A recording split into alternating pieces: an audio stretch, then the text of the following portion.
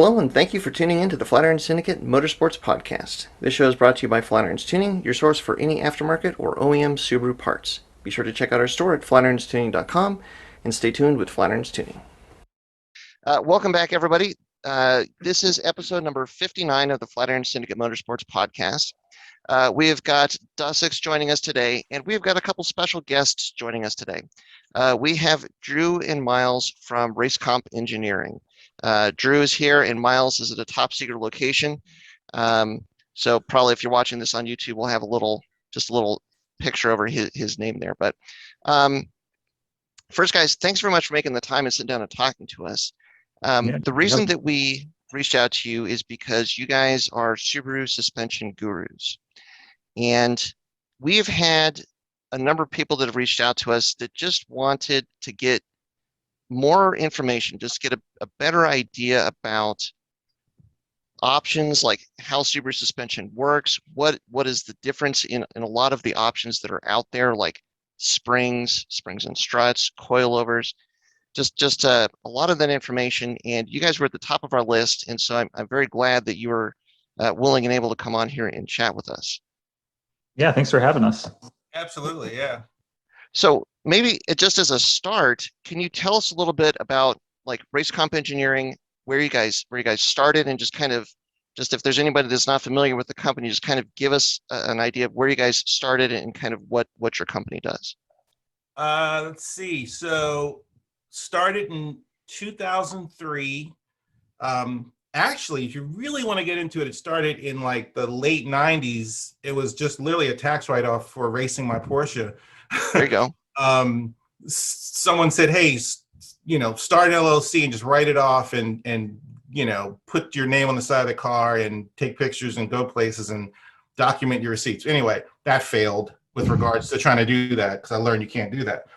Years later, when I was sourcing JDM parts for the then new, we didn't have it yet, 04 STI, it was like I was ordering JDM pinks through a source in Japan, and I was looking out and getting them. And at first I was getting like 5 or 6 people in this area and 5 or 6 people around the country through Naziak who were like, hey, you can get it, I want it. And then fast forward, the car came out and we were getting JDM pinks just to people I know. Well, that literally spread like Omicron. Yeah. Because every single person that had pinks in a region were telling 5 or 10 other people that, hey, who got them? And they're like, just look up 944 Turbo Guy on Naziak, which was my screen name. Mm-hmm. And all of a sudden, by the time I went on my honeymoon in November of 2003, and I was a successful service manager at a Mercedes dealership, like the 3rd largest in the country. 2 weeks before my honeymoon, I got fired. Oh. Yeah, I was making like 150 grand a year back then. And my then wife said, well, surely you can't sell enough springs, so you're going to have to look for another job. But yeah, I was passionate about the Subaru thing. I was like, okay, fine. So I went out and just found any old job, like a domestic car dealership, just to have something so I could enjoy my honeymoon. I came home and I had 66 orders or 65 orders of springs. Wow. Right? A whole bunch of other like shift kits. I mean, it just blew up. Like when I posted on Naziak, we can now get this. And I posted it still as 944 Turbo Guy, not as Racecomp. And I came back to this and the thread blew up. The moderators, like not banned me, but they muted me or whatever. Right. And so I was like, boom, Racecomp. And then I paid a vendor fee and boom, it started back up. And literally, I'd made a lot of money. And my now ex, but then wife was like, okay, maybe not, Anyway, yeah. So I moonlit for 6 months. I was moonlighting, still writing service and doing the early stage of Racecomp. And I had a guy, Mike Apatow, that came in with me, and he was working from home and I was working from home. And we started it. I started it, and By June of '04, I quit my get by job, and we were just everything JDM we were getting. Fast forward a year later or 2 years later. Well, actually, no. Can't leave this out. September of '03, September of '04, Drew came to us. This, lanky, awkward, first year college, but highly appreciative nerd guy, reminded me of me. And he was into what mattered. I didn't know then that I was into what mattered. I was just being me. And being a nerd is only cool now. It wasn't cool then, right? Like it's a thing. But and so Drew came to us, and he was, we had the same values. He was a good person. We're honest people. We're like we believe in this thing. And so at that point it was Mike and Drew. And then I'll give employee lineage. 2005, Dan, Boost Junkie, Mr. Time Attack, came on board, and in a summer, and he had an STI. So yeah, it's been a journey. 2 years into it, we stopped promoting JDM, and 3 years, and we started working on our own lowering springs because we were selling those JDM pinks like crazy, 25, 30 sets a month, plus our lowering camber plates, but we were still using white line sway bars and things like that. And then it just evolved. So that's the early history, and we can fill in the blanks as you go, but that's the long-winded start. And mind you, yes, I might have been successful, but I used a lot of my money for the honeymoon and for the ring. So when I started Racecomp, I come from a simple family, and I started with $13, and I never took out a loan. Didn't have a rich dad that was like, hey, just go ahead and do whatever you want to do. If we did a build, I was leveraging it against, my portion of family income. And, that's a reality that a lot of people don't deal with nowadays because they just charge it, or their parents, so on and so forth. So humble beginnings. Sure. And it sounds like you started by being able to get some of these hard to find JDM parts. And just to clarify if there's any confusion, the STI pink springs you're talking about, that was an accessory spring. So that's not what came on the STI. That was an accessory spring. Yeah. There was a Japanese specific spring for a long time. And so you're able to get that and make that available to US customers that were like through the dealership network and stuff that was not easy to get, or not a traditional part that they could. Right. And let me just say, for anyone listening, I could not have done it without Dave from Rally Spec. Okay, sure. Dave Anton from Rally Spec and Jen, like that was my secure source. Like that was a way of ordering $40,000 or $50,000 of imported JDM STI stuff that you just could not get here. Right. That's how I could do it. And I mean, Dave even said, look, here's the backside of my website. Use it. And my web guy just copied it, and we just put Racecomp on it. And that was to get a catalog, right, of everything, right? And like we weren't selling like Type RA 5-speed gear sets very often, but it was just the full STI group in lineup. All those things were there. And maybe a year later we went to our own website, but yeah, Dave could not have done it without him. And I tell people that I'm not gonna be like, yeah, we were just great. Like that was a launch because even in 2003 and 2004 in particular, you did need a website. That was an era that if you put up a website, you'd get traffic right away. Sure. Because there weren't 90 million, Wix websites or, GoDaddy websites. There were no templates for websites. It was HTML. You had to build it. You had to know code, right? Yep. So if you put that up and you put it on a forum, which had 8, 9, 10,000 people on it on any given hour back then. Yeah. NASDAQ was huge back then. Huge, right? Yeah. So and it's also worth mentioning, King of Imports was also another big player. They were West Coast, and they were getting things, but they weren't getting as much, and they couldn't get it as frequently. Kevin, who started IWSTI, right? King of Imports.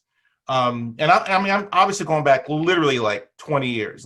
It's crazy to think that we're now talking that far back, but this is the origin here in the States. Yeah, and it's it was just and look, the average person 20 years ago didn't care about good stuff. They were just getting what was readily available. Right? Well, and there was a demand back then for the stuff that was hard to find or that you could not easily get. So like any of the JDM parts that were not readily available over here. Yeah, so it was an exciting time because there was like a new car, like faster than anything had come out in a while for a JDM car, and not a lot of parts that existed. There was no not a big USDM aftermarket, especially for suspension. Mm-hmm. Yep, not yet. Yeah, it's something that it took time to build up, for sure. Yeah. And the JDM parts, that was like one of the first things. The JDM manufacturers and JDM parts, that was one of the first avenues that a lot of us took because that's what was available, because they had the cars, they had all of the years of time to develop stuff for it, whereas a lot of the US tuning companies and stuff, they just it was all brand new. Yeah. I mean, think of the GCs and the GDs, how similar they are on the front end. And then you add the fact that the Japanese had those cars, the GDs, 2-3 years before we even got one. Yeah. The real one. I mean, it was a big deal. Yeah. Well, very cool. Well, and so to this day, let's maybe come forward a little bit and just kind of talk about what Racecomp Engineering is today. So you guys started at that beginning of bringing parts in, but now you have your own spec things that you sell. Like you have Racecomp, springs and coilovers and stuff like that. So maybe can you give us just an overview of or a snapshot of the company as it is today? Yeah. So and it I guess it's worth noting, 2006, I remember. Look, we were selling lowering camber plates only to offset the fact that JDM Pinks left the GD sitting up in the air in the front. Right. No one wanted that. It was a functional spring rate, but it's still sat up in the air. Well, the lowering camber plates brought it level. Plus, you had camber plates. And if you swap sides, you'd get extra caster. It was like, wow. And it was, made out of amazing aluminum billet. So, but then I thought, what if we did our own lowering spring? I just had one of those moments and I was like, wow, we need to do it. And so we did. But we went back to just basic engineering, things that I'd seen through years of racing prior and some of the really good pro level engineers. And it was basic. It was like, we got the stock shocks dynoed, and to our surprise, but not really surprised, they were amazing in terms of what they could handle. So we went to a 68% critically damped point, and we settled on a 300 front, 280 rear spring rate for our yellows, and it was a level ride height. And we started with that, and then 6 months later we introduced the Tarmac 2s and then the Tarmac 0s. That's 2006. In 2005, we had gone to Bill Stein and said, hey, we think we're hot shit company. And they reminded us very quickly, no, you're not. ProDrive is hot shit. And I was like, okay, fine. Right. And they're basically saying, look, we already have an agreement with ProDrive, in their own way, blank off. Which I get, like ProDrive, Racecomp, you just start laughing. And then in 2006, I was late 5, I was at SEMA and I was talking to KW. We were at that point, we're selling a lot of KW V3s, and then we were doing linear springs. The problem was the rear springs were like 170 pounds progressive, and it's like 7K front, like 400-pound front. So even though people were doing this, they were maxed out on settings for V3s. And so we asked KW, we said, look, we'd like to do our own version of this. And they love that idea. Something I've come to realize, any major company who does do stuff for Subaru, they kind of don't get Subaru. They don't get the Subaru buyer. They definitely don't get the Subaru track day buyer. Like, and so, and right, it's not that they can't do it. They don't want to figure it out. And so we come along saying, hey, we want to do this. And they're like, where have you been? And so SEMA 2006, we struck a contract with KW Germany, involving USA and Germany, to make our Tarmac 2. And we went through many iterations of the valving. Even at one point, to finalize it, it was thrown on the 7-post shake rig, which is extraordinary if you know what that cost an hour internally to do. Is this KW's rig? Yes. Okay. Yeah. KW has an in-house 4-post and a 7-post. And matter of fact, this is one of back then it was one of 4 in the world. Olin's USA has one. Some of the larger companies don't have them, but then manufacturers have them in the USA. But a lot of manufacturers use KW still in Germany. Porsche has one, BMW has one. They have 4-post, but not 7-post. F1 teams will use a 7-post. Just to put it in perspective. Yeah. But and let's just describe what this is just briefly. So this is, think of it like a dyno, but for suspension. So you take the car and you put it on this. The whole car on this rig that can then shake and simulate track conditions and stuff like that. So you can actually kind of simulate real world or track conditions to evaluate the suspension. Yep. But in a controlled environment. What they've done is they've put potentiometer meters on each corner of cars, and they've gone down. They'll drive down a regular road. They'll drive down cobblestones. They'll drive down, across things with bridge crossings and bridge expansion joints. And KW's big thing is they will tune a car based upon the Nordschleifer, which is very challenging. It has everything, has all of that. And so they can load that data and say, this is what this car does around the Nordschleifer, which is it's amazing when you think about it. Yeah. But that technology now has been used for at least 20 years. So, anyway, coming full circle, they really helped us dial in, with our help and our feedback, Tarmac 2s and then Tarmac 0s, so on and so forth. And most of our applications to this date have been run through that. And we have that data to look at, which makes bringing new products to market quicker. Easy. Yeah. And we can predict what it's going to feel like. So, sure. So yeah, there's that. But yeah, nowadays we have our coilovers, we have our springs. Soon after that, we also developed a relationship with Bilstein USA. Through our sister company, GT Works. I started that brand in 2005 to be able to offset branding with regards to Racecomp. And by the time we got to 2010, Bilstein the contract with ProDrive and Bilstein for Subaru applications was over. And again, my timing was dead on. And we started working on an application for the 2009 WRX, which had nothing available and was softer literally than a Camry. Right. And so we've grown that relationship. Yeah. It was the first new Subaru platform ever. Yeah. Yeah. So yeah, that was, there was a point where a lot of people were starting from scratch really with the 08 plus 09.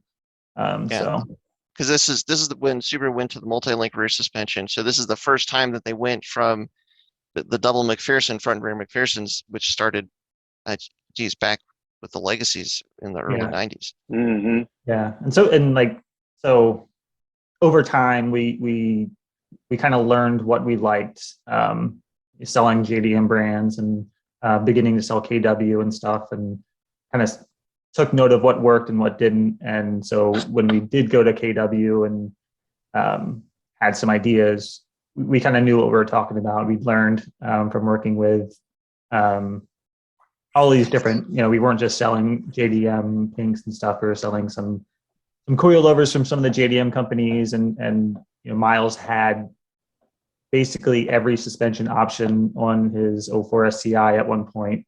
And so we kind of just like felt the advantages and disadvantages of each, and could talk about it with KW, and had like an idea of what we wanted to feel in our suspension, and then working with them have some actual data to back that up. So right.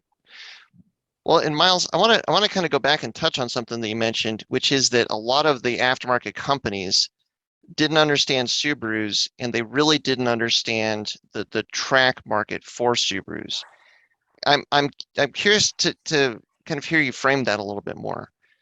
Well, I mean, okay, so all of this started for me working as a service manager in dealerships, and at one point I was a service manager at a Subaru dealership. Okay. And I actually was working at a Subaru dealership when the first 2.5 RS came in on the trailer. I had never heard of it. I didn't know it was coming.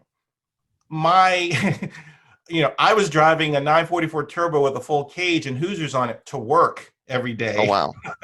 That's dedication. Yeah, right. And so, I'm looking at this car like, whatever. And it comes down, and at the time, my then was I married? No, I wasn't married. My then girlfriend was a salesperson at the same dealership, and she gets it right away and pulls up, and she's like, "We have to go for a PDI," and I'm like, "Okay, great." And I drive it. I'm like, "Damn, this thing is nice." It didn't have any power, of course not. I mean, the 2.5, right? It is what it is, but it handled well, and you could pitch it and throw it. Point is, when people started to bring these cars in to the dealership, no one wanted to deal with them. No one wanted to deal with, hey, can you add some camber in the front? Or, hey, I have this noise when I'm, as I crest a hill and I'm trail braking. Right. Like I'm a service rider. I'm like trail braking. Like I know what that means, but I'm thinking my techs will not know what this is. Right. And that same kind of mentality has transferred over to the manufacturers, because look, us Subaru people, we are, and some of us are in our own world with our cars. Sure. And I just don't think everyone gets us. Now it's different. Now it's almost a cult, right? I mean, sure. But back then, okay, for every one Subaru you saw on the road that even had wheels on it, there was 40 Civics lowered with a grapefruit shooter out the back. Yeah. Right? Mm-hmm. It was very rare. I'm gonna say now that's probably swapped, maybe. But it was just rare. So no one wanted to deal with lowering it or putting an exhaust on it.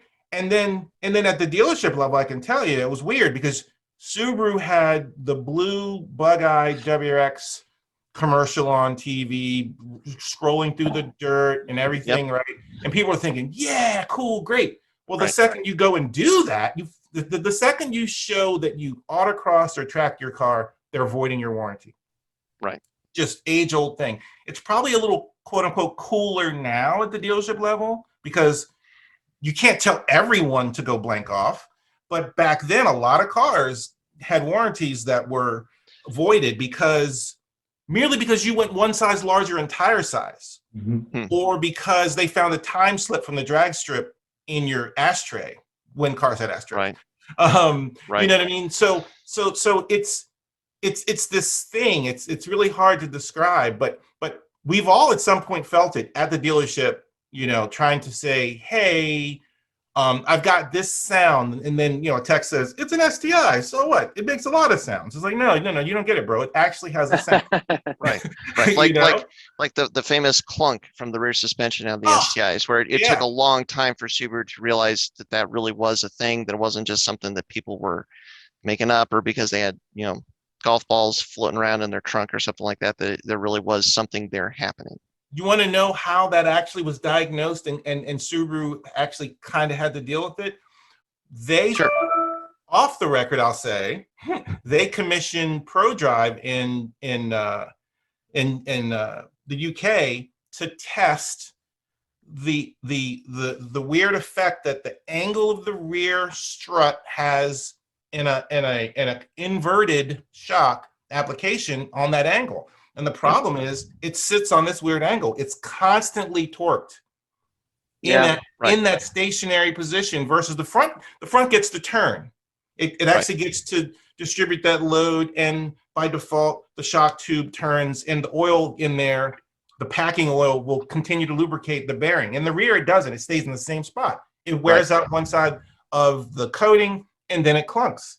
And then internally, it just gets older, and they probably would have helped if they had done a better oil. But so yeah, and then they came back to Subaru and said, this is what it is. And that's kind of when they acknowledged it. And that story comes straight from ProDrive, from that era. So interesting, for whatever it's worth.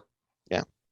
Well, and what made me kind of perk up to that and want to ask you about that is that it does seem like Subaru has gone through these waves. Like there's a point where Subarus were very popular track cars, then they kind of like they lost their way. I think a lot of it, kind of from my perspective, was around 08, 09 when they changed the chassis, and everybody kind of had to throw out everything that they had figured out and start over again. And it took time to figure the chassis out again. And then it kind of came back, and then it's kind of drifted. Like every time Subaru sends us back to the drawing board by changing the car significantly, it takes a while to kind of refine it, figure it out. What I was kind of wondering is if there was aftermarket companies that just were not interested in spending all of that time to kind of refigure out the car every significant generation change.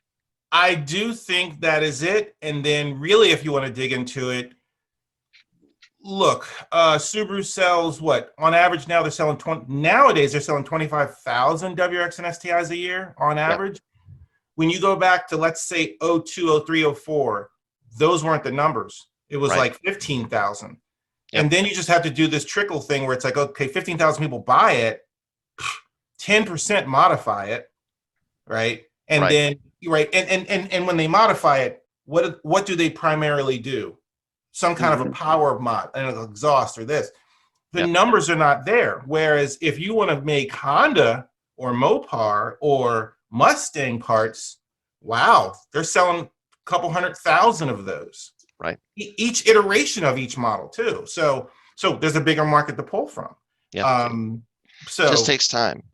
But there are the devout Subaru people that just fall in love with the chassis, and as time has gone on and there's been more and more years and more cars, more and more people have kind of fallen in love with the chassis and decided to just keep trying to working with it and improving it and taking it out to the track every now and then.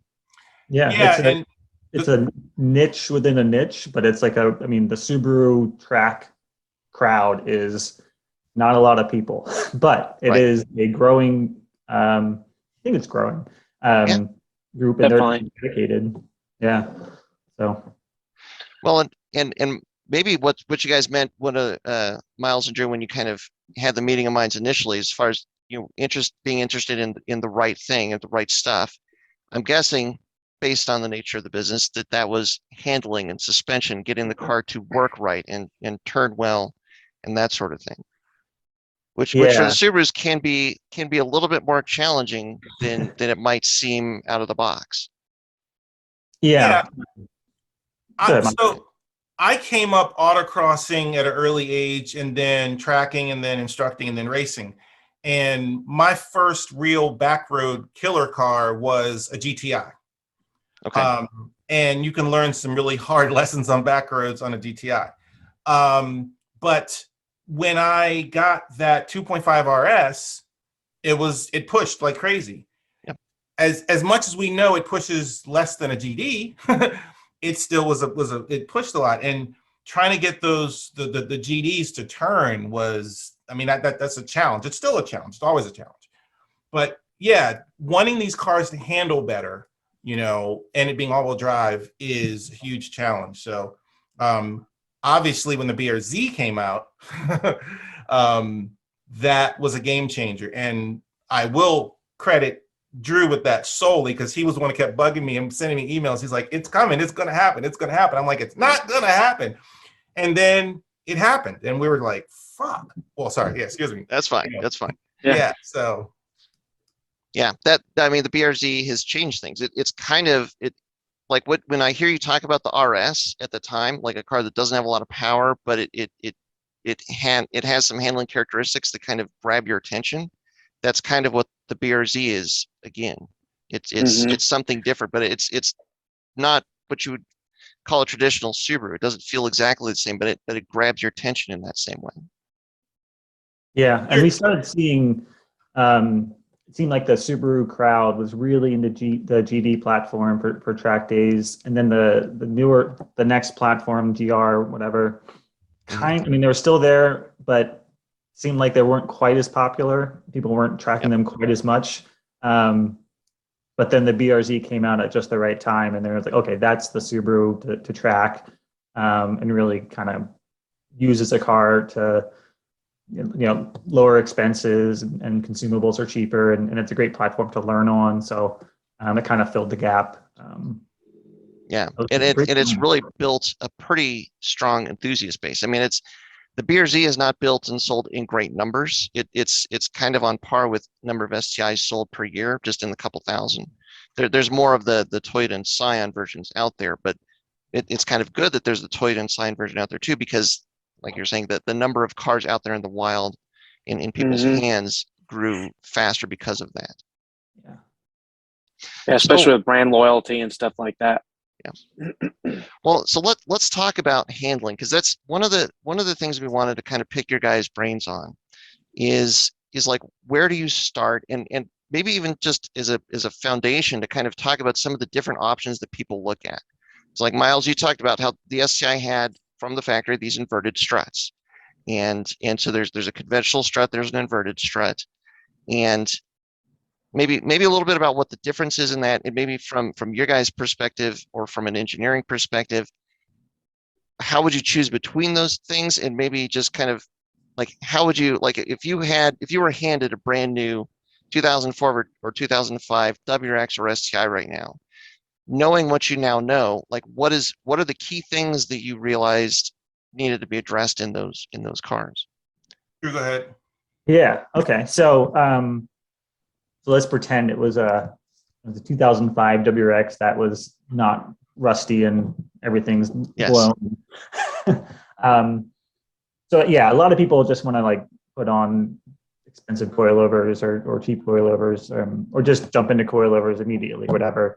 And start throwing parts at the car. But from the driver's seat, some of the things that make the most difference are really like the basics. The right tires for whatever you're doing.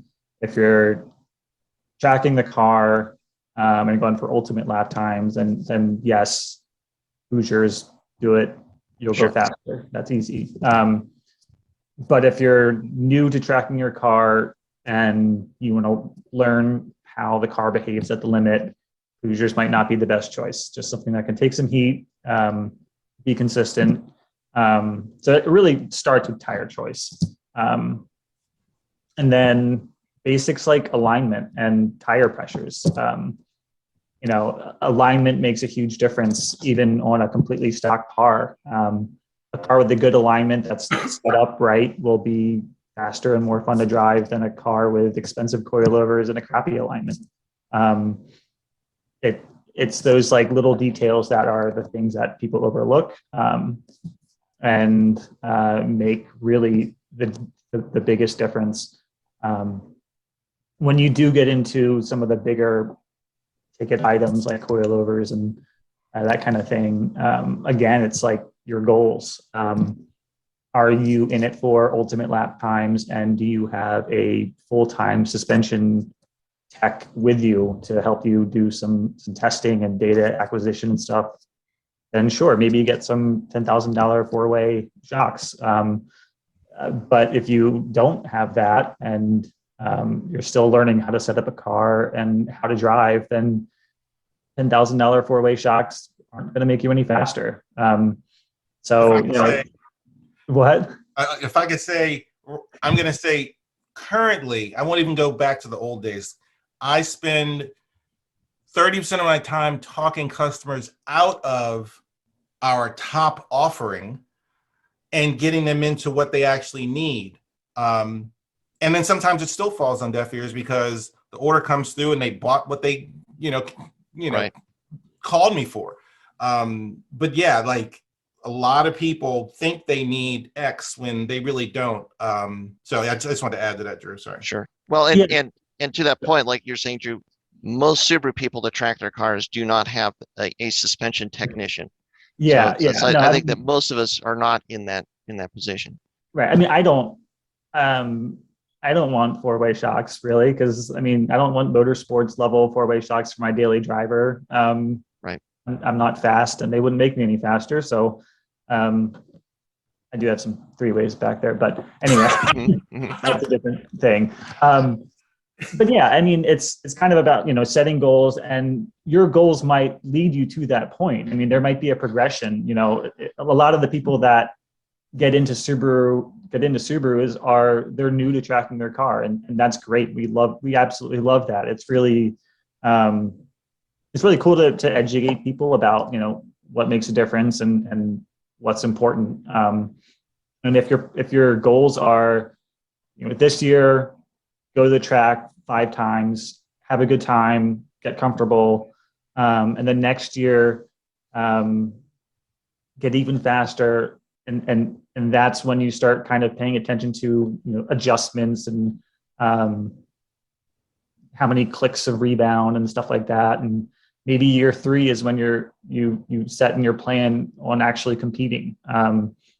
If competing at a time attack is your day 1 goal, you're going to have a bad time. But that progression, it makes a lot of sense, and you'll be faster in the long run if you plan it out right. And that goes for your suspension and your track day education. And so like the details about like inverted shocks and monotubes versus twin tubes, it depends on where you are, I think, in that with your background and your experience. Some of those details don't matter that much when you're starting. It's just get something that works. A lot of times we tell people, take your car to the track or do an autocross, just completely stock, especially autocross. For the track, maybe get some brake pads and fluid, but kind of feel what you like about it and what you want to improve, and go from there. You need that baseline. Yeah. And it's funny as we've had more conversations with more people about different aspects of the car. This is starting to be this theme that comes up, which is you cannot just guess and put parts on the car and then get out there the first time with it and just magically be fast. Yeah. You have to build a foundation. You have to build that baseline, get a core understanding of the car and you driving the car, and then start to build from there. You can't just kind of throw things at it and just hope that it's going to work. Yeah, it's very different than power mods because you don't get a dyno at the end of the day. I had this many horsepower, so I did good. It's very different than that. Well, and my opinion, and I don't know if you guys would agree with this, but the hardest thing to ultimately tune and change and get set up properly on the car is the suspension. And honestly, I think the engine is even easier than the brakes sometimes. Brakes can be a little bit more complicated than even just power. And then suspension, because of the amount of variables that are at play there, is just so much that I think that's the hardest thing. It's tough for sure. I think that's why Myles and I and Dan and the others have been a part of Racecomp. That's why we're into it. I guess we like the challenge, and not everyone's into it. Some people just want to throw something on that works and not really worry about settings and stuff like that. And totally appreciate that. But there's a lot of variables. There's a lot of different buttons to press and knobs to turn, figuratively speaking and literally speaking. Well, and you as in the driving seat, you have such an impact on if the car is going to work or not, if the car is going to turn or not. And it all comes down to you in the driver's seat and how and what you're doing. And how I drive the car is different than Dussex would drive the car, which is different than how probably you would drive the car, Drew or Myles. And so like with all of those differences and all of those different approaches, when it comes down to suspension, like the engine, like when we all mash the loud pedal, it's all going to work the same. When you hit the brakes, for the most part, it's going to be the same, but there's some variance there. But when you start turning, I mean, it's going to be different for every single person behind the seat or behind the wheel. John, and for that reason, if I could add, Drew, when we start to set up a car, for example, the 2015 plus Subaru WRX or STI, yes, the motion ratios and everything about the car says the rear rates, BRZ too, rear rates should be more. And that is a overgeneralized approach that a lot of manufacturers throw at the car. But that approach really is great for A, at the absolute limit, B, a really experienced driver who can manage the car swapping ends at the limit. It doesn't necessarily work well on the street. The average person doesn't have good car control. Sorry, they just don't. They aspire to, and they think they do because they've played Gran Turismo, but they actually don't. Right. And the reality is, and I tell my customers this on a regular basis, and if anyone's listening who's talked to me, they'll be like, yep, he says that, is you have to imagine that you put your lowering springs or your coilovers or whatever it is that we make for your car that changes the handling dramatically. You put it on, you go into your first exit ramp, you're going around there 10/10ths, and all of a sudden you see a mom trying to change a flat right at your apex, and you have to check up. You have to be able to get off that gas and manage that in a real world situation.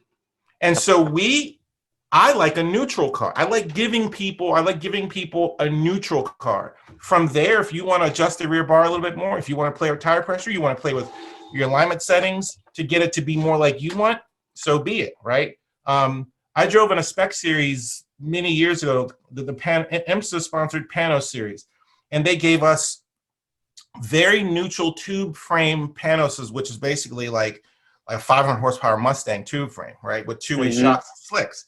But every car was set up very neutral. And from there, we dialed it in with pressure, and each tech had his little tricks that were within the rules because it's a spec series. And back to Racecomp, try to give people a neutral car because, there's nothing worse than, I love the way this rides. And then all of a sudden it's like, hey, what happened to your car? I haven't seen you around. Yeah, so I was in Pennsylvania Amish country and went through a corner and there was like horse poop at the apex and I lost it. Granted, anyone's going to lose that if that happens, but it's like neutral is going to be better. Now, if you say, hey, I've got a 600 horsepower time attack car, full aero, blah blah blah, 18x10s, 60 treadwear tires, whatever, then we're going to apply what we know to work for that level. But the average person, I think neutral should be it. Also, for a lowering spring, it has to be mentioned. We try to work within the parameters of what the shock can handle, and not just the max of the shock, right? Because people don't realize the first 25,000 miles of the car, the shock's within a couple % of its original performance. 25 to 50,000, it drops off 7-8%. It doesn't sound like a lot, but it is a lot, right? Because all of a sudden, that 67% critically damped OE everything number starts to get less and less, and it can't handle it. And its inability to handle it wears it out even quicker. And then by the time you get to 60,000, forget it. Right. So it's like we have to we factor that in with spring rate. There's manufacturers out there, specifically on the VA chassis. They've thrown a fictitious number at the rear rate, and it's like, what are you thinking? Like, I mean, like you actually think the rear shock can handle over 400 pounds? Really? So, right. Anyway, so that's one of the hard parts with the lowering spring is you as the manufacturer, you have no idea what strut they're going to take that spring on. You have to assume that it's probably a stock strut, or it could be a stock strut, but it could be something aftermarket as well. And so like that puts you in a very difficult territory. Well, yeah, and we actually get really specific, right? I mean, like when we developed the yellows for the current, let's just say 2015 to 2020, well, actually 2015, yeah, on STI, we based it off of those shocks, and that worked really well. When they came out with the 2018, they softened the shocks a little bit, and I have to say it definitely made it challenging. But we knew, and we were already working on the GT-Works Bilstein custom valved, inverted monotube shocks, which can handle that for the course of 100,000 miles. Because after 80,000 miles, you're at 1% loss. Because it's a 360 psi gas shock front, 280 rear. Right? I mean, and it it's meant to go that long. I will say though, the OE inverted shocks, STI shocks, do last forever. They last really long, really long. The rears, not so much. Right. So anyway, there's that. Well, and I want to go back just one step, because one of the things with suspension, especially if like you're making a product for a customer to bolt on their car and you don't know what their experience level is, you don't know exactly what the application is. One of the tricks is with suspension, a lot of times when you make changes, like if you make a big change to the spring rate or dampening rate or whatnot, but it's a person that's just driving around on the street. I'm driving to and from the grocery store and work, and that's it. They're not going to feel a huge difference. They're going to feel a difference. They're not going to feel a huge difference. Where there is a significant difference is as you get closer to the limit or close to the limit. And like kind of what you're saying about the on-ramp, when you get into an emergency situation, a lot of times you put the car into that extreme or towards the limit situation, and that's where the behavior of the car can change. Yeah. And that's where like all of a sudden now the car does something that you don't expect it to, and that's where like you really kind of have to get a sense of what the car is going to do at the limit on a track, or maybe on a skid pad or an empty parking lot, where you can actually push the car to its breaking point and okay, how much more easily is this car going to rotate? Is the car now going to push more? Like a lot of times you just don't know what that change in that limit behavior is until you actually get there. And go ahead. I'll quickly say we still answer our phones. We always have answered our phones. And I spend a lot of times, I have people that'll call me and say, I'm working on my track build and and I listen to them. And they're like, okay. And I'm 54. So I'll tell people, let me get this straight. You're going to dump 12 grand in. You've never autocrossed. You don't even have a favorite back road. You have no clue what your car is going to be like. They're like, yeah. And I tell them, don't spend money with me today. Just take your car, go get an alignment, max out the front camber, check your tire pressure, autocross first. Just autocross. Just autocross. Or go back a couple Gran Turismos and take all the tests in Gran Turismo. Right. See how far you get taking the test in Gran Turismo with the steering wheel. That's going to let you know where you stand, and it'll help you work on car control, because that's important. I'm sorry, Drew. I jumped. I was just going to say that a lot of times you see like reviews of parts, and that's a whole other thing. But one person will say it handles like it's on rails, or whatever cliche they want to use. And like for them maybe it does, but for them it handles like it's on rails to the grocery store. Right. And that's a different environment. That's a different application than an autocross or a track day. And something you should always keep in mind when reading a review of a part. And maybe it's like perfectly magically smooth roads, which I've never seen before. I live in Baltimore City. Actually, you have, Drew. You saw them in Japan when you were there. True. Yeah, that was nice. Once. Anyway. Yeah. No, wait. We definitely have to just take this off the rails for a second. Okay. So Drew is one of these people who, we're texting we're talking, he's in, we see him, and all of a sudden, maybe 2013, was it? 15? 14? 15. I don't know, 15 maybe, yeah. All of a sudden, Drew sends us like a picture text outside of STI, like outside of STI in Japan. And then they sent some pictures of underneath the STI Nürburgring car, and right. Yeah. And we're like, you could have told us, bro. Like you could have hinted at the airport, like the 17 hours left kind of thing on the back of the seat, So anyway, I just had to put that in there. That's awesome. That is a bucket list for any of the Subaru people is to someday make it out to the STI facility, which I think is in Gunma Prefecture. Is that Osaka? No, it's not far from. It's a bus ride, a metro ride from Tokyo. I forget the exact name of the town or whatever, but it's within reaching distance of Tokyo. Okay. Which someday we will all make it there, hopefully. Yeah. But yeah, I mean, what works. There's also, I mean, we like a suspension that is kind of approachable, and a confident driver is a fast driver. So within that, there's like some wiggle either direction in terms of neutral, more aggressive oversteer or whatever. And so there's ways to dial it in from there. So maybe to that end, maybe let's to kind of explain some of that rationale. Would talking about kind of your different stages of coilovers be a good way to kind of talk about the different mentalities in like the stage 1, stage 2, stage 3, like street, light track, heavy track use? Like kind of just what I would like to get here, as we're kind of getting towards the end of this conversation, is just kind of like how much potential is out there to make a change to the suspension, and kind of what your recommended path is as far as thinking about what that change or what that recommended change might be for those different applications. Yeah. So yeah, we have, like Myles said, we have just a regular old custom tuned Bilstein shock. So it's a really good shock, non-adjustable. So that's something. This is the GT Works. Yeah. So this is the GT Works Bilstein. You can use these with stock springs, or you can use it with a lowering spring like our yellows or whatever.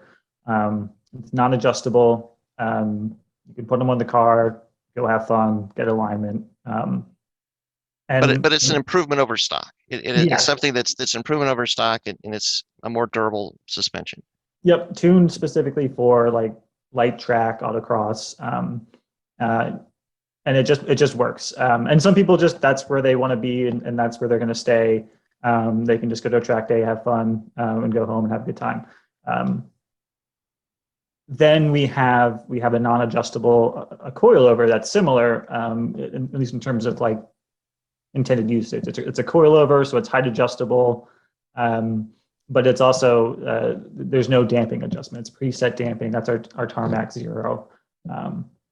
So a little bit firmer on spring rates and height adjustable if you really want to dial in your ride height.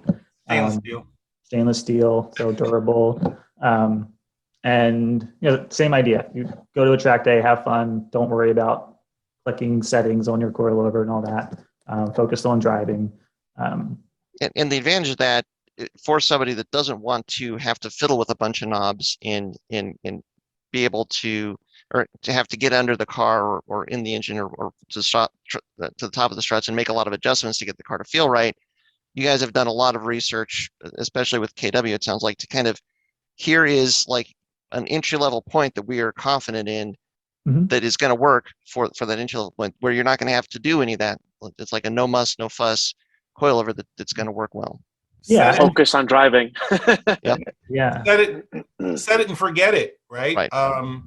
Yeah. And if I could add, Drew, one thing about having the Tarmac 2 in any one of these platforms is, we can take the Tarmac 2, change the spring rate because it has a huge range. And with adjustable compression rebound, we can then say, okay, let's imagine we are just coming into this and, we have kids, a wife, we have to keep everyone happy. And then we dial in those settings with the Tarmac 0. We can then give those settings back to KW and say, this is what we want in a non-adjustable.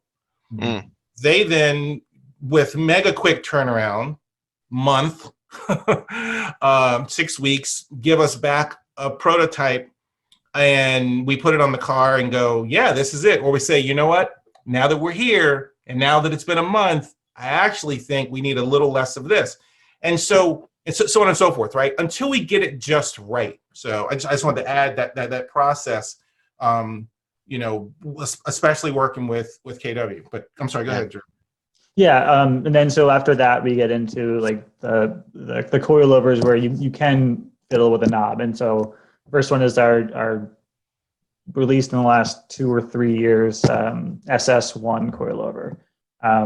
So it's a single adjustable rebound adjustable coilover. It's kind of a road and track type coilover, very streetable. If you turn the adjuster down, it's fairly comfortable, but you can also turn it up for the track. And we also so something I see a lot of is there's a lot of single adjustable coilovers out there.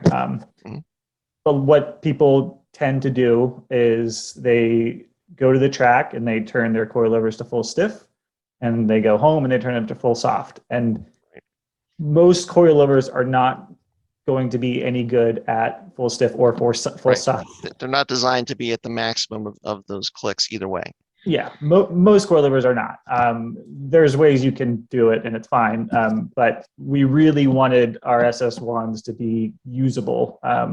So the full range is usable, but still our track setting is like the middle. So you can go up a little bit and down a little bit, and if you really like that stiff feeling, you can do that. We don't really, stiffer isn't always faster. Right.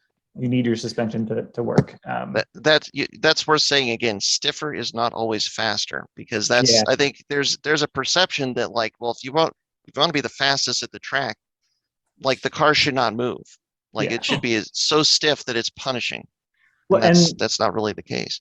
And a lot of people don't really understand what they're actually adjusting to. So with rebound, I guess I'll jump to our Tarmac 2 coilovers, because those are two-way adjustable. And these are kind of the next step, more track oriented. But like Myles said, we can change the spring rates, lower the settings, and make them comfortable. But so they have 2 knobs. You can adjust compression, which is the shock coming together, and rebound, which is extension. So the shock extending, and most one ways just adjust rebound. And that's really important because, that extension it's not what most people think it is.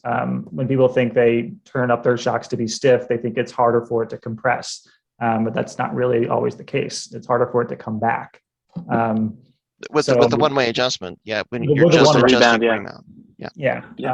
And so with the two-way, you can adjust the compression rebound separately, because when you crank up the rebound, people do that sometimes to prevent a shock from bottoming out, but that kind of does the opposite, because it still swishes the same, but then it's just not coming back as fast. It doesn't come back. So you hit that first bump and it comes together, and the second bump, it hasn't extended back yet. So you're starting from here when you hit that second bump, and it's not going to feel good.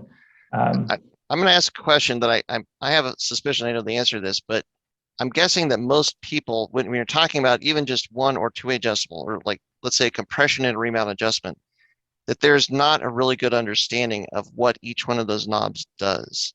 Regardless of the coilover or whatever, there's just not a good picture of what those two adjustments do. Yeah, that's something that we've really been into. I mean, we're nerds, so we talk about this on the phone a lot. Forums used to be a big thing. It's all kind of changed with Facebook, which is bad. Facebook is not a place if you're doing your research on Facebook, not just on cars, but on anything in life. You should just stop and get some help. But I get all my political advice from Facebook. So well, it's gone back to the point where and now if you really want good information, you kind of, it's full circle. Probably the best thing you could do is try and find a book or dig back to a forum where there was a good discussion, because not to go too far off, but the thing that's happened with Facebook and message groups and Facebook groups is that it's like forums, but all of the discussion has become vertical. So that you can't have, it's not nearly as searchable, and you don't have a lot of different questions you can see. It's like this free-flowing conversation that just goes back. And like maybe a week ago, there was a really good conversation that answered the question that you had, but good luck finding it. And so then all of a sudden that good information is just not as usable as it was in the forum setting. And so that's, we started another Instagram account called the Apex Files. That's kind of like, we kind of miss talking to people about car stuff and some of the nerdy tech discussions that there used to be on NASIOC. So we just kind of started writing some stuff up. And so for an Instagram account, it's like, it's more of a research than just like a bunch of daily car pictures. But it's not really intended to be like someone's only resource. It's kind of to point someone in the right direction and get people asking the right questions. And it's a source of information on that platform. So it's definitely a good Instagram page to follow if you aren't already. And I've seen that you've got a couple blogs you've written up on your website as well, under the Apex Files. Yeah, we're trying to keep everything up to date there. That can be tough, but there's also some of the reposted there. But we talk about coilovers versus lowering springs and compression and rebound and shock dyno stuff, and just kind of do like a explanation in layman's terms of things like bump and rebound and inverted shocks and stuff like that. So could you just kind of, so we can actually kind of highlight this part of it, kind of describe what a compression adjustment does, or maybe the thing you want to hold in your head if you're adjusting rebound or compression. Just think of like not the finer adjustments, but just those two big knobs, what they do. Yeah. So the easier one to think about is compression, sometimes called bump damping.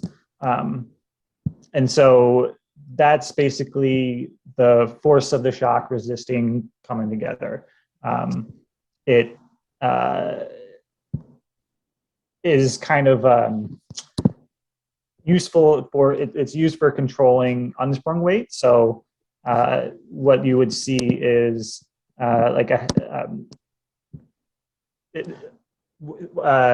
heavier wheel, for example, would want more compression damping. So when you hit a bump, wheel goes up. Also when cars are rolling or pitching and diving and that kind of thing. Rebound damping is after it's compressed or not, if it's at normal ride height, it's the force that is resisting extension. So after you hit a bump or if you catch air, it kind of is a force that's holding the wheel up. So you have this extension also in body roll, the inner wheels is extending, and then pitch and dive into as well. So, in a corner, one wheel is compressing, one wheel may be compressing, another extending. So, yeah. So, when you're thinking about tuning your car through a corner, depending where you are in that corner and what you want to change, under braking or trail braking, corner entry, on the front end of the car, the outside corner is compressing. So you're not really, you're concerned about the compression valving there. Whereas the rear is coming up. So you're thinking about rebound. So, you're kind of compromising for each phase of the corner. Right.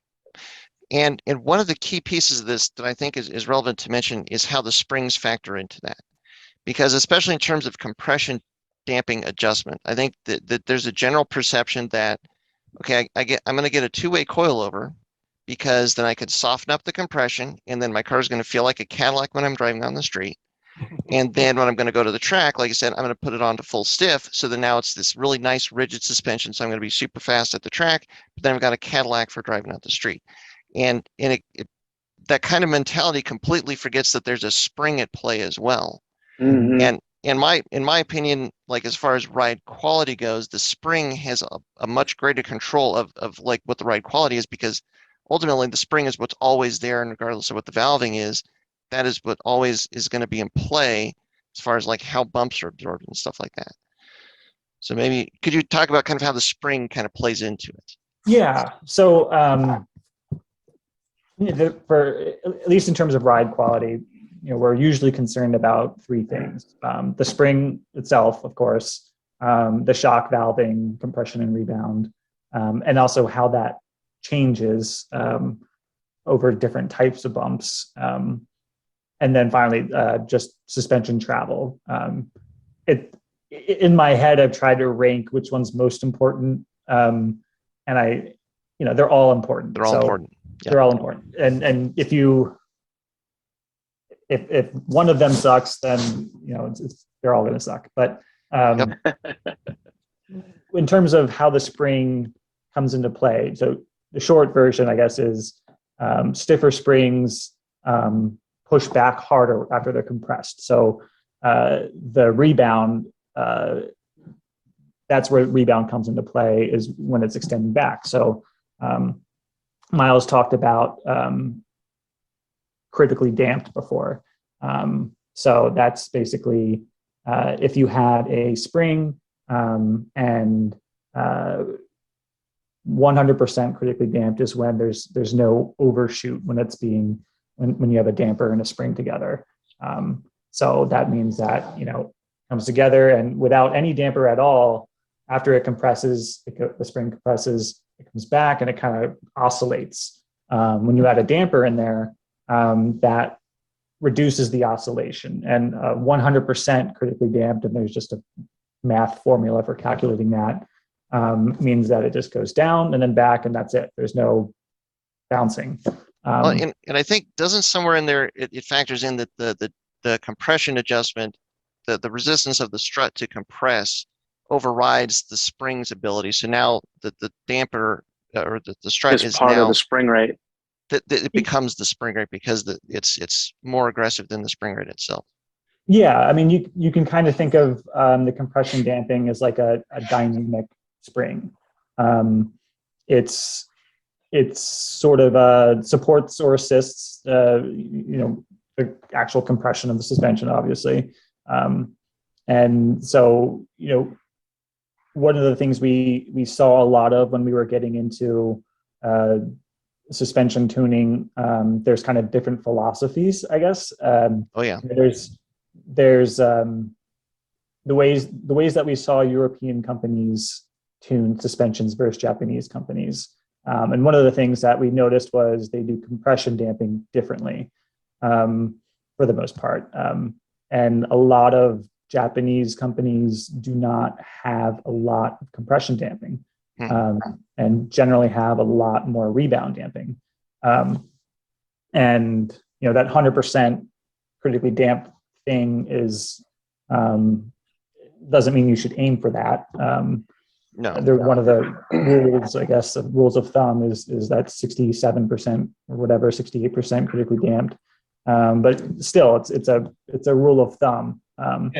But yeah, I was going to add, one reason why you see that amongst a lot of the Japanese tuners is the Japanese road. The roads in Japan are much smoother, incredibly smooth, and their tracks are very smooth. Yeah. And then in comparison to roads in Europe, crappy. You can see why each region of the world, works, has a different approach to damper setup, right? So the Japanese companies might have just run higher spring rates. Yep. Well, they did for a long time. That was what the Japanese like. I remember Teen back in the day is like, if you got anything over like their entry level, you're going to lose your fillings if you hit a bump on the highway. In America, like there's a point where I want to say that the flex was starting at 10 kilograms per millimeter, and stuff went up from that, and it took a long time for them to realize that just what worked in their environment, it just was not the same here. The expectations were not the same, and so then they've now since kind of gone back and changed everything. But yeah, there was for like back in the early 2000s, there was a big difference between European manufacturers and Japanese manufacturers.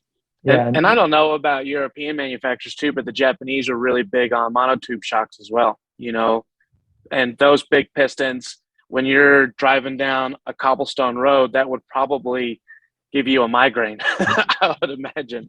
Yeah, we with even some of the European high-end shocks, one of the lessons that we learned from them, which is great, is running a lot of low-speed compression. So low speed being not vehicle speed, but piston speed. So how fast the shock is compressing or extending. Yeah. So body roll is low speed, bigger bumps are high speed. But we saw a lot of European shocks run a lot of low speed compression. So what that's providing extra support for body roll and that type of thing, and pitch and dive, and it feels kind of good for the most part. And then I'll never forget Myles and I in WRX STI, I think. Very fancy, high-end European brand. Super composed, great handling, and it actually just flew over speed bumps. I think we went over like a railroad crossing, and it felt like nothing. And we're like, wow, these are amazing. And it changed our way of thinking a little bit. And then we're on the highway that's like relatively smooth, and they're just bouncing like this, like constantly. And we're like, I thought this road was smooth. And like, it is smooth. No, Right. we're not moving because it runs so much compression that it doesn't open until you hit a big bump. Okay. We had to kind of like take that lesson, like, okay, it feels good most of the time, but you can't do this everywhere or like a normal shock. Right. People will be getting queasy. Yeah. Well, and I guess, would you agree that, like, maybe the picture to hold in your head if you're making an adjustment of compression and rebound is that those adjustments should be working with the spring to make the spring work better versus really trying to think of just those rebound and compression adjustments, forgetting the spring. You really want to make sure that the spring is optimized as you're making that adjustment. Yeah, I mean, they definitely, you have to think about all of the aspects of the suspension together, and not just the springs and shocks. And I like thinking about the different phases of the corner. Compression and rebound knobs at the end of the day are a fine tuning device. Right. So if you're trying to fix a major problem with your shocks, major handling problem by tuning your shock knobs, it's not usually the best place to start. You get your springs kind of set, and there's rules of thumb on that too, which are starting points only. Right. And that's like things like natural frequencies and stuff like that, which we don't really need to get into, but those are good starting points. And now Drew, I was going to say, I'd like to add too, you go back to 2006, and before we even did this, we had a big internal discussion, and it was like, I said, look, I want everyone to weigh in. We have to vote on this. Is bringing a two-way shock to the market too much for people? Is it gonna confuse people? Are people gonna be lost? And I think we all kind of decided no, as long as we support it, right? Right. And then all of a sudden, every night after work, I'm driving 2 hours on back roads, and I'm driving into Baltimore City. I'm driving into Washington, D.C., looking for bumps, right? And then that's why right now, like on our site, we have 4 different kinds of baseline settings for a two-way shock, right? And that's so that you can buy it, and you know what? You don't have to try to figure it out. You can buy it, and you can say, you know what? I'm gonna start here. This is a good starting point. So on and so forth. And then when people call and they say, well, I did that, but it's still a little bit of this. And I say, well, what kind of tires you're on? And they're like, oh, Pilot Sports. I'm like, oh, then you what's your pressure? And they're like, they're off by 5 or 6 PSI. Yeah. And people don't factor in 3 PSI makes a big difference in how a shock feels, right? Sure. And so we're like, yeah, 36, 34, 36 front, 34 rear. And they're like, are you sure? Because that's making the tire harder. I'm like, it's making the tire harder, but it's allowing the shock to do what it's meant to do. Right. in this instance. So yeah, because the tire and all the mounting points in the car, depending on how crazy you get, become parts of the suspension. There's flex in the sidewall. You have a car that's not seam welded, that's a race car, versus one that is. Even though chassis is becoming like a torsional spring, if you start going really high with your spring rates and stuff. Yeah, that's the thing. We're as Subaru has made their cars chassis stiffer and stiffer. We're figuring that out. The new the new BRZ is stiffer. The body itself is stiffer. The next WRX will be stiffer, and that plays a part a little bit. Getting back to compression and rebound, it's getting that baseline starting point is what's important.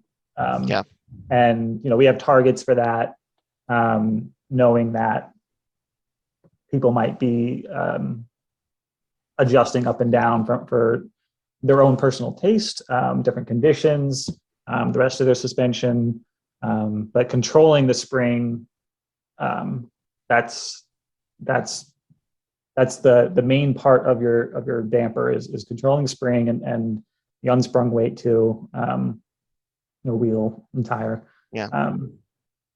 Well, and the point that comes to mind here with this part of the discussion is this is where the engineering and the testing that goes into even this entry level, like a Tarmac Zero, that baseline, that's the difference. That one of the questions that we get a lot is, well, what is the difference between a $500 coilover and a $1,000 coilover and a $1,500 coilover and a $2,000 coilover? And especially when you're talking about the baseline is, well, what kind of baseline are you, look at the baseline for each one of these options. Because at the very low end, it's probably the baseline is it fits. We put all these parts together and you put it on the car and the bolts line up 95%. 95%, it bolts on. Well, what about the baseline and the rows? No, it fits. It bolts on, and that's it. That's what you get. And makes my car lower. Yeah, Can you adjust right height? Absolutely. You can make it so that you're sending sparks out the back as you're driving down the road, and it's completely rigid, and the bolts pretty much line up. That's what you get. Yeah, but I think that for anybody that's thinking about a coilover, that think about the conversations we've had to this point and what that baseline is, and then think about how much of that baseline is lost as you go to a less expensive coilover. Yeah, that's a question that comes up a lot is, what is the best coilover? And it depends. It depends on what you're doing with it. You can spend a lot of money on coilovers if you want. And you can also spend no money and stay on stock suspension, or you can, in some cases, downgrade to a $500 coilover. In some places, I think the STI suspension, Myles, you said that the STI struts and suspension is actually quite good. It's a lot easier to screw up the stock suspension on an STI than it is to improve it, especially even in the low to mid range. I have so much to say about it, but I don't want to be on here another 3 hours, right? I'm sure you guys don't hear me going on tangents, but I feel like a lot of it with customers is based on expectation, right? Someone will call me and say, I want a good suspension. A lot of times I'll say, what was on your last car? And I had a guy once who said, well, I had an old M3. And I'm like, okay, that's pretty easy, because this guy's already used to the Euro feel. He's used to a car that's well dampened and maybe not highly sprung, right? If you go to the OE manufacturers and you look across the board, BMW, Porsche, Audi, Mercedes, heavy dampers or heavy damping, low spring rate, active bump stops that are meant to be engaged. And what they're accomplishing is comfort, controlling the chassis well, and longevity, right? Because if the spring rate's low, the shock will probably last a lot longer. It can handle city, track, etc. And then as you go up into the lineup, the cars do get firmer and the spring rates get higher, but they all have a good amount of travel and there's a good amount of damping there. So it's really expectations. Some other people might say, well, I had a Cadillac CTS-V and I thought it was soft. And if you've ever driven it, it's not a soft. It's a Cadillac, but it's not a soft car, right? Because it's their top of the line. It's like their M/AMG, version of it. So it just depends on expectations. But we try to give them something that they're going to like and that they're going to enjoy. But that experience that you guys bring to the table, I mean, that's the difference. That's the advantage. Yeah. I grew up with family members having like my uncle had a gray market Kermit green 911 turbo. Wow. And that was the first car I ever autocrossed, actually. And wow, like if you've ever been in a 911, it's weird because the motor's in the back and it's actually not a stiff car. It's not a stiff car. It can't be a stiff car. The motor's in the back. And it does really weird things, but it handles well somehow still, 90 years later, the 911 still handles well. Yep. So but yeah, and everything I based my personal butt dyno around was kind of very Euro-ish, which is why, when we started working on the STI, it was like, man, everything we bring in house is so stiff. And we were anxious to turn that around and give you something that you could drive daily. So it worked better on like most of the roads that people were driving, a lot of the tracks people were driving. Yeah, exactly. Just because the surface is so different. Yeah. Well, and Myles, you make a great point. I lost track of time. We're getting close to the end, but I did want to just, because you guys had mentioned the BRZ a couple times, and I think what we're going to try and do once you guys have more time to play around with the new BRZ is to bring you guys back on and maybe talk about what you think about the new BRZ, but maybe as a lead into that, let's talk about, and we kind of touched on it a little bit, how the BRZ changed things or how different the BRZ is compared to the WRX and STI. And it sounds like you guys have a lot of love for the BRZ, so maybe just kind of talk about your initial impressions of the BRZ, how different it is, and kind of what you see as far as what that means for Subaru going down that path of the BRZ and how different it is from the WRX and STI maybe.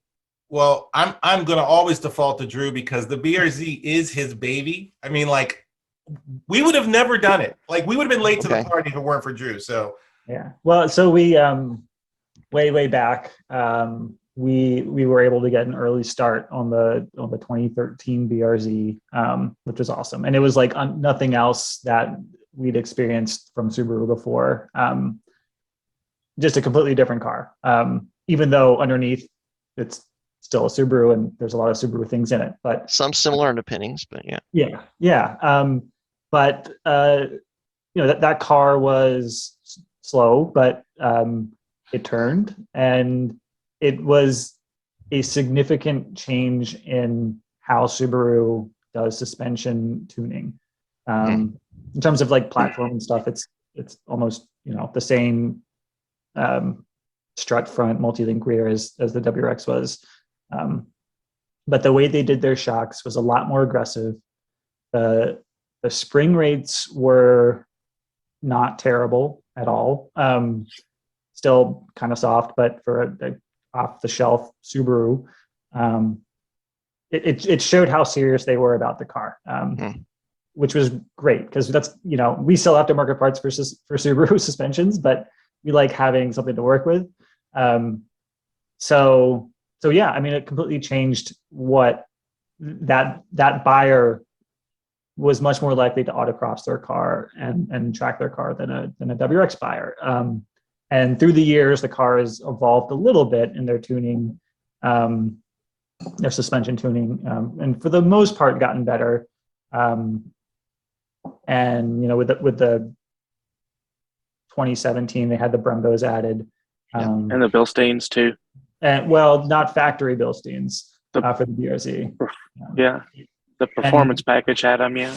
Yeah. So the next generation we were a little bit nervous about, I guess, because anytime Subaru releases a new car, there's a chance it could be a huge step back. But it doesn't seem to be a huge step back. And the suspension, the main difference is different spring rates for the new car, but not terribly soft. We had the shocks on the shock dyno and measured their compression and rebound throughout the range. And they're pretty good. They look, the valving is definitely better than most low-end coilovers. In terms of the shape, they're not super stiff, so they can't support like an 8K spring or anything like that. But in terms of the shape, they're digressive, which is good. That means that they have a higher damping ratio for low speed piston velocities. So bumps, and then it kind of levels off for bigger bumps, which is great. And so it's a little bit more advanced, and they're definitely taking it seriously.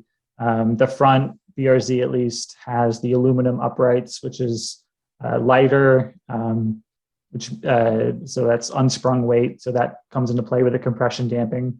The rear sway bar is mounted to the frame as opposed to whatever it was before. So we haven't had time to figure out the exact differences there. I'm not sure anyone's going to be able to measure that directly, but supposedly that's going to make it more of an efficient sway bar mounting. But we'll see. And then like a hollow front sway bar. So we'll have to cut that in half at some point. There you go. Yeah. And so Myles has it. I haven't driven it yet, but he can tell you more about how it actually drives. Yeah. What do you think? What is your impression, Myles? I mean, it's funny. I remember picking the first one up in 2013, and I won't go too long into that. I have to say that was surreal, right? Because I had all these Subarus, almost all these Subarus, and that it was just so weird. And I had it like 6 weeks before we could talk about it. So okay, right, and it was weird because I couldn't tell anyone, I couldn't show anyone, I couldn't text anyone a picture. Like, it was a real embargo because Subarus trusted me because no one had done anything. YouTubers didn't really exist the way they do now in 2012, 2013. Anyway, the new car, I have to admit, I was kind of like, whatever, it's just another whatever. And I've seen the pictures, I've seen people do different things to it. Got it yesterday morning. I'm driving it, and I'm kind of smirking like, it's if you have kids, it's like the first time you see your kid when they grow up a little bit. You stand back and you're like, this is kind of cool. This is, nice. And I'm thinking about what I'm feeling in this car, and it's like, they did a good job. Like I'm like, good job, Subaru. Like, they gave us a baseline it's pretty high. Like, stock autocrossers are probably buying this car left and right. Wow. And if they aren't already, when they do drive it, I think they are. And anyone that has an older BRZ, don't drive it if you don't want a car payment, because I have a 2016, and yeah, it's gone. When you feel the torque alone, like the torque. Sure. I know it's about handling, but I will say, when you feel the torque, you're like, fuck. So this is what the BRZ should have had back in 2013. Yes, there is that right away negativity, like, come on, why couldn't we do this 10 years ago? But anyway, handling, it turns really well. The things they did to improve the steering feeling, I think, are good. The electric steering, I'm not, it's fine. I'm not going to overthink. I haven't overthought it yet. It still has stock size wheels on it. It's not lowered, right? I think I'll say this, for the average Joe who will not even, put synthetic oil in it. I mean, no mods, just, that car is going to rock their world. It's fast in a straight line. It brakes really well. It handles well. The work Subaru has done with the front dampers to limit body roll by having a rebound spring in the front dampers only is quite interesting. They've reduced front travel by about 24 millimeters or something like that. That's a lot. Yeah, but they took it out of droop, and what they're doing, just like with the new WRX, they are not allowing it to roll as much through extension. Here's that word again that Drew was talking about. They're not allowing it to roll through extension, and so the car doesn't roll much through compression anyway, unless you really get into it. And so that all those things are contributing to what's happening in the front end. The shocks have a little more damping, it's a little less unsprung weight, and that limiting. That's a big change. If you were to try to do that change with the older chassis, you would have to go up in spring rate. You would have to have, just a bigger, you'd have to have a better damper and go up in spring rate. Yeah. So, Subaru sells as many cars as they sell, and they keep selling it because they make money. And they don't do all the stuff we want on our wish list because they keep making money, and they're still around, right? Right. And they're doing that by being smart about some of these new applications. And quite frankly, driving the new BRZ, I know it's about the BRZ, but it's making me looking forward to hopefully getting our hands on a new WRX soon, because I think there's more to it than a lot of the YouTubers are just like blah blah blah, looks. So what? Right. Like every Subaru looks ugly when we see it. It does. It just does. It's like a 4-year curve. It takes 4 years to kind of let your eye grow into it. Reprogram. Yeah. Yeah. I mean, or. Yeah. I'll leave the analogies out. So I was going to talk about beer, but I won't go there. So yeah, it's and so the new BRZ, they've done a lot. I think the rear of the car feels a little more active, but at the same time, also they're delivering it to half the country when it's cold out on summer tires. Sure. Right. I mean, this thing, cold tires, second gear starts to spin. Wow. Down low. It's like, whoa, what am I in? is this a Mustang? Are there going to be BRZ videos now on YouTube? Right. Oh, let's hope not. But so yeah, it's I think it's going to catch people out, because if you jump in a new BRZ and as soon as you turn in, okay, brake zone, turn in. If you get right on the gas and it's cold out, you're either going to drift it because you're good, or you're going to loop it. Right. And a few people said, yeah, I've already looped it. I'm like, yeah, because A, 215s, B, summer tires, C, cold out. And when I drove 180 miles yesterday, it's all salted. So, But I think it's a great platform. I think they've given people a lot to work with. It's and again, you start thinking, man, what if they had done this 10 years ago? I mean, when the new WRX came out, it had no power, right? And then STI came out, and they're like, holy shit, feels the same, but that was only a 3-year difference. Yeah. Right. This was 10 years in the making. So Myles, I'm curious, because you said you raced a 944 turbo, which is not, I mean, well, what did those make stock way back when? Was it, I think it was over 200, but not much, or was it? It's so funny you mention it, because, the 86 944 turbo made 217 horsepower. Okay. But 254 foot-pounds of torque. 2.5 liter inline 4. Right. Whole lot of, and ironically enough, the 2002 WRX made 217 horsepower and 227 foot-pounds, right? Yep. But if you did simple things to it, first of all, that block is good for 400 wheel.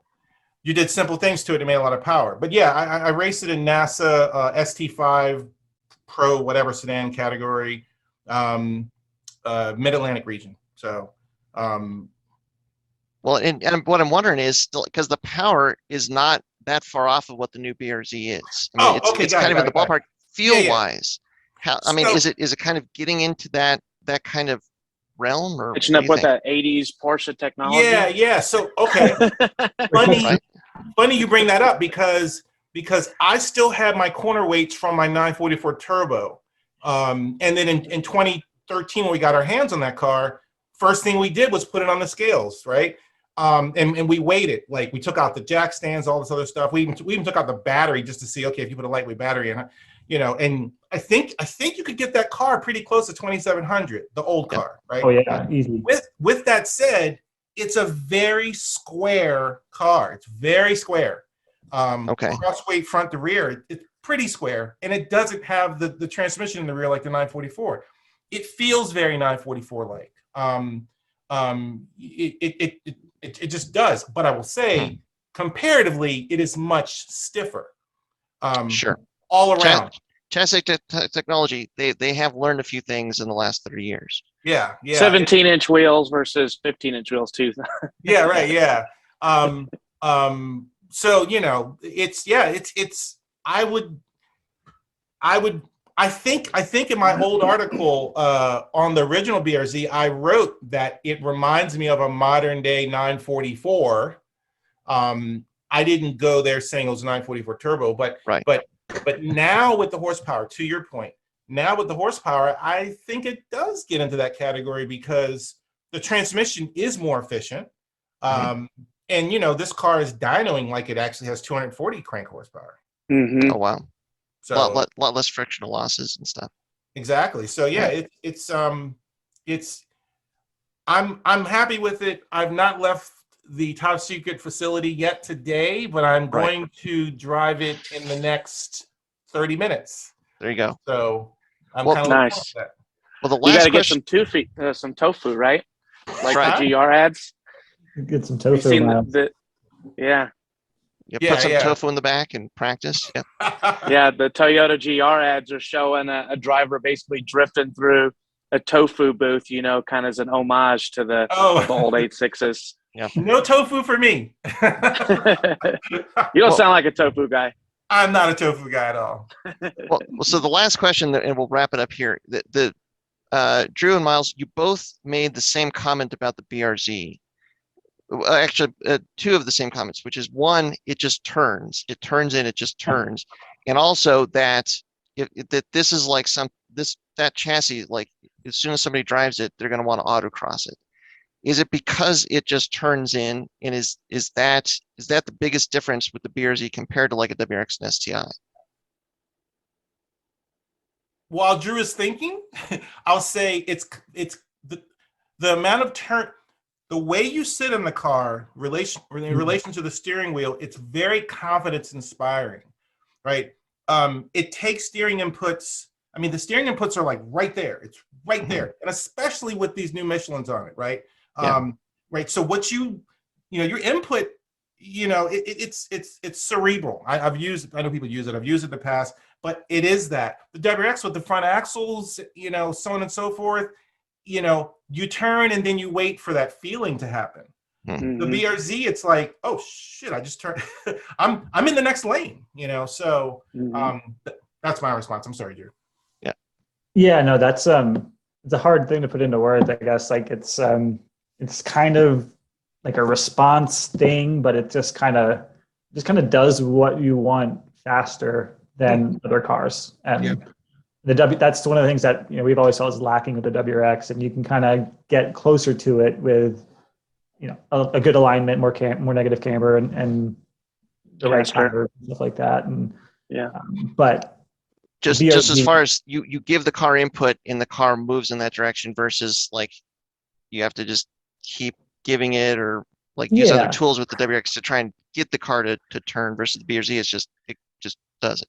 Yeah. I mean, the engine behind the steering axle opposed to Subaru, where like the entire engine and a turbo and a cast manifold and almost a dip. I mean, all that stuff's in front and of a kitchen sink. Axle. They put a kitchen sink up there right in front of the front bumper. Just a little hand washing for COVID, Yep. Could you imagine though? I'm sorry, and I'm known to just jump off on something different. Could you imagine what a current STI with no front axles, rear-wheel drive only, with like 10 degrees of caster would feel like? It'd be sick. It'd be like a BRZ on steroids. Even if it was just a front diff and everything was behind that, like the old RB cars and stuff. Where I mean that would change the way that car handled. I mean, I feel like we push so much to get caster just to try and push that kingpin underneath, further and further underneath the front of that engine to try and offset that weight. I'm thinking of like a spec series based on Australian touring car. Could you imagine? There you go. Yeah. 400 horsepower BRZs with right. No. Like STIs that are rear wheel drive with like 305s in the back, 285s up front. Oh, that'd be amazing. Smaller I mean, it's at that point it would be kind of like like an M3 or moving into the BMW arena a little bit. It would be a Japanese. It would truly be a Japanese M3. Yeah. And I know I'm going to get canceled from this, but paddle shifters so that you can really actually get a lap time. No, you're preaching to the choir here. I wrote an article about that like 2 years ago that the STI needs a dual clutch transmission. Yeah, I mean, the whole time attack crowd's waiting for one, honestly. Yeah. Yeah, right. I mean, because like if you took the outgoing STI and eliminated the second and a half of shifts that happen in the quarter mile, where do you like 1190? Mm-hmm. Well, the biggest thing with the Subarus, you have all this lag with the EJ engine because of where the turbo is and the volume of the exhaust manifold. Mm-hmm. You put in a dual clutch so that you're wide open throttle and you shift and you're still wide open throttle. It holds you in the power. I mean, it would be a complete game changer for that car. Just from a drivetrain alone. You don't touch power. You put in a dual clutch, and that completely changes the car. Yep. Brilliant. Well, so we've solved that problem for Subaru. So if any of those people are still listening, there you go. That's on us. You're welcome. Now you just have to build it. That's all you got to do. So, well, guys, we've taken up a lot of your time. I want to let you go. Myles, I want to get you out in that 22 BRZ so you can, calibrate the butt dyno some more. We're working on it. We're going to have to get you back. We'll check in with you in some weeks and just see where you're at with it. But we definitely want to bring you guys back and kind of talk about that BRZ more and kind of get some more of your input on it. But it's honestly, just talking about it right now, it makes me want to go out there and try and find one and drive it again. Because I was going to say, I missed all that down stuff. The street, John. I know. I've got to get back into that and figure all that stuff out. So, well guys, for having us. Yeah, thanks for coming on. Thanks for making the time. Thanks everybody for listening. Greatly appreciate that. And hopefully you guys enjoyed the podcast. And as always, stay tuned with Flatirons Tuning. And hopefully in the next, few months, we'll get you guys back on and there will be a part 2 of this. Sounds good. All right. Thanks a lot. Thanks very much, guys. Thanks everyone for tuning in to the Flatirons Syndicate Motorsports Podcast. Once again, we'd like to let you know that your support is what makes this show possible.